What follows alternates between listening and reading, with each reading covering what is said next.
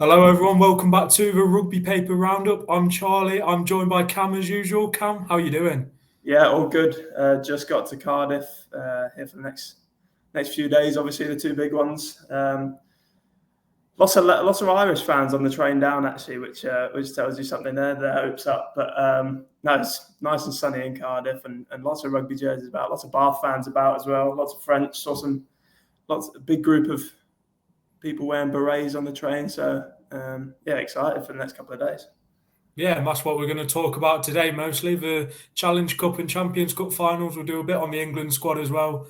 But, I mean, to start off, Challenge Cup, Bath against Lyon. What do you reckon about that one?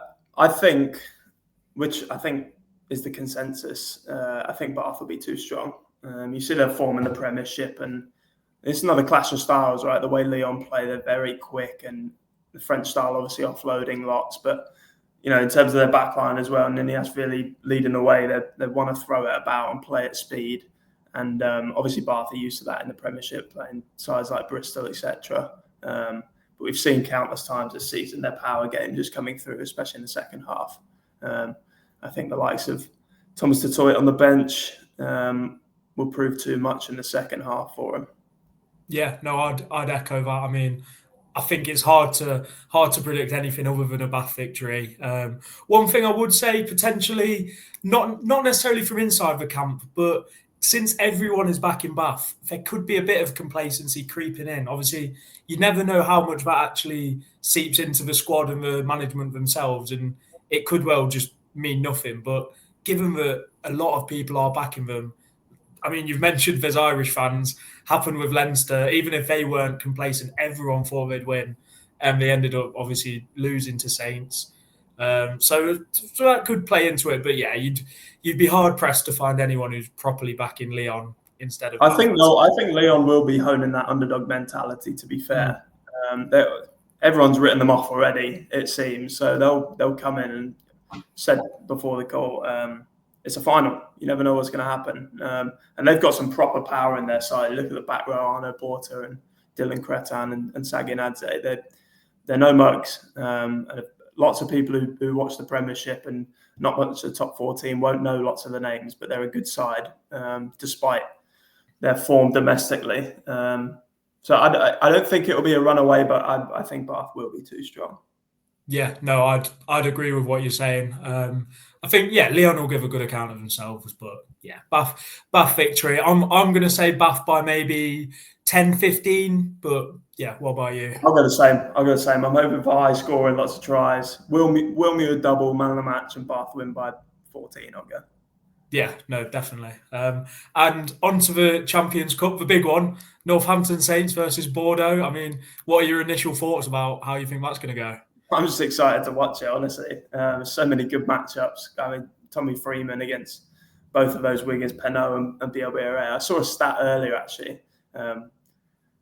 In the Champions Cup this season, Bordeaux have scored a try for every 9 rucks they've had, which is just crazy. I mean, they're averaging like 45 points a game in Europe. It's unprecedented. And obviously, we know what Northampton are like. Obviously, had a down year in the Premiership, but they've been really good in Europe. Obviously, the big win over Leinster, and then got momentum after that last ditch win over Sarries last week. So it's going to be a really good one.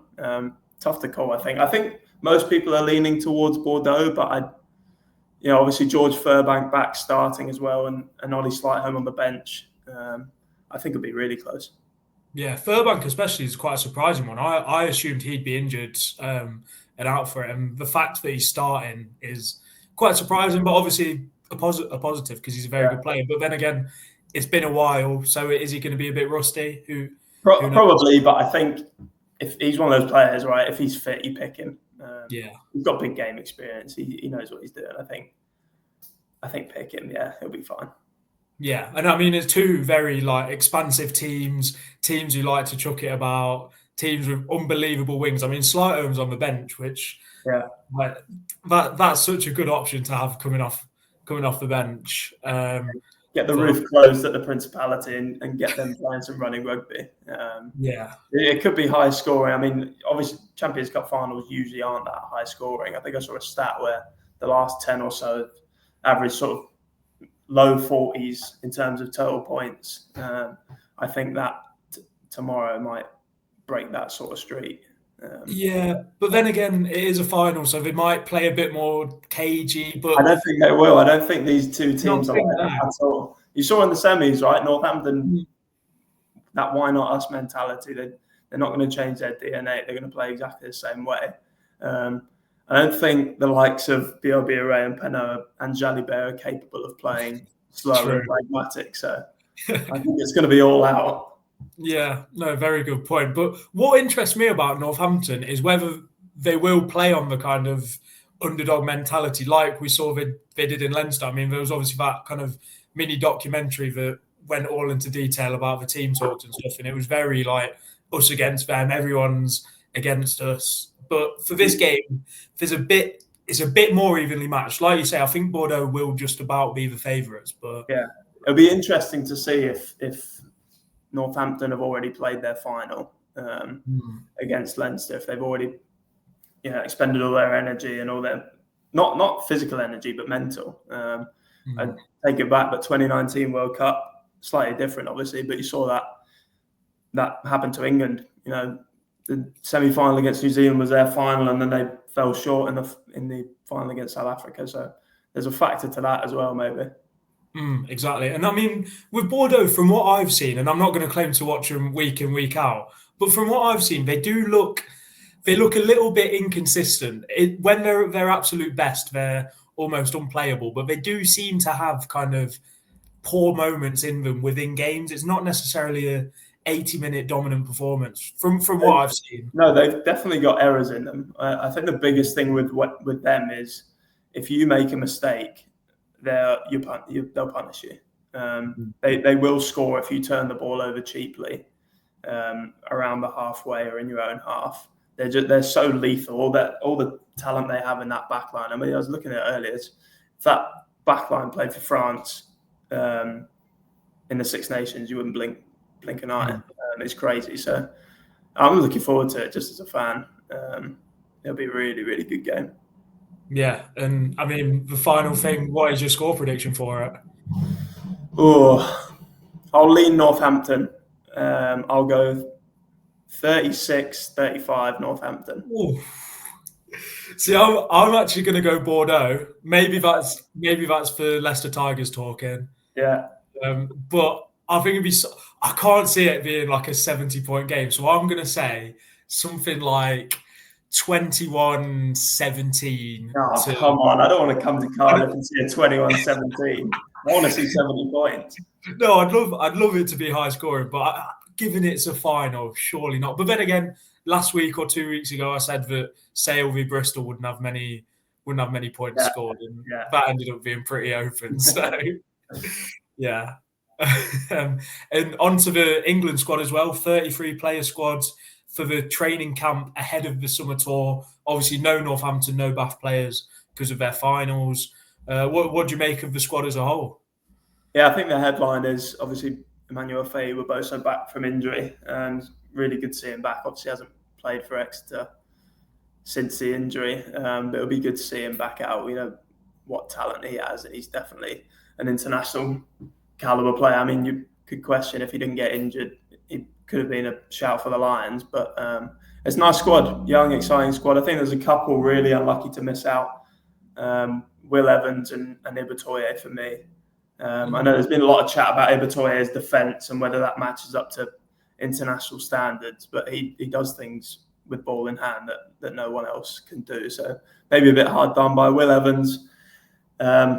Outdone by Capstick, maybe just for that versatility. He can play 7 and lock, obviously. Good, exciting side, though. Really excited about the props. That's the former front rower in me, obviously. But for Sogbon and a pocket for Dior and Bevan Rod and Finn Baxter, really good crop coming through. So, yeah, happy overall with the squad.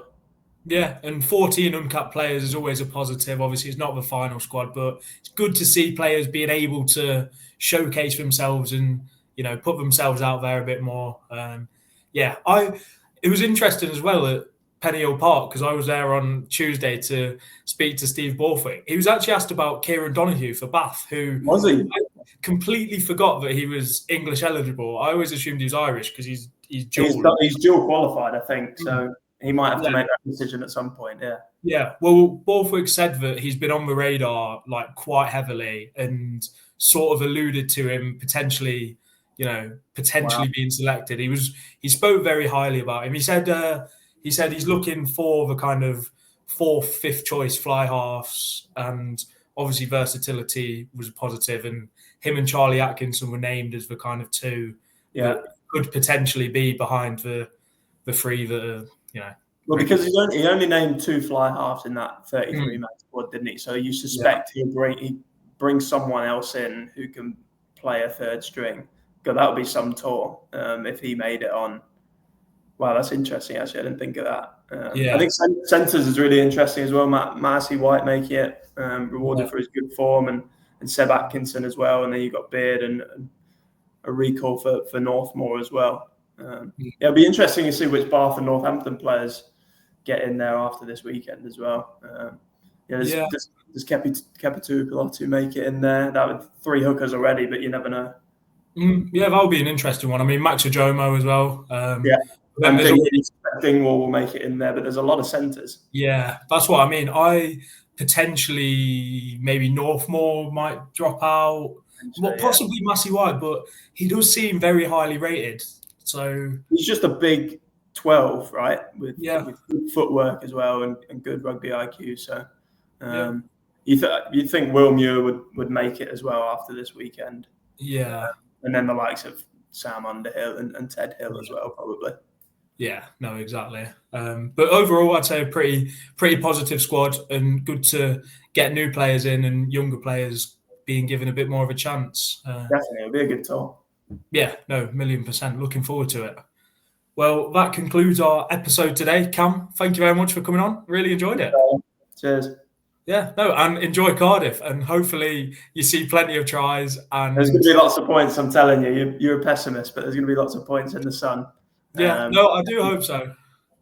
But, cheers, Charlie. Yeah, cheers.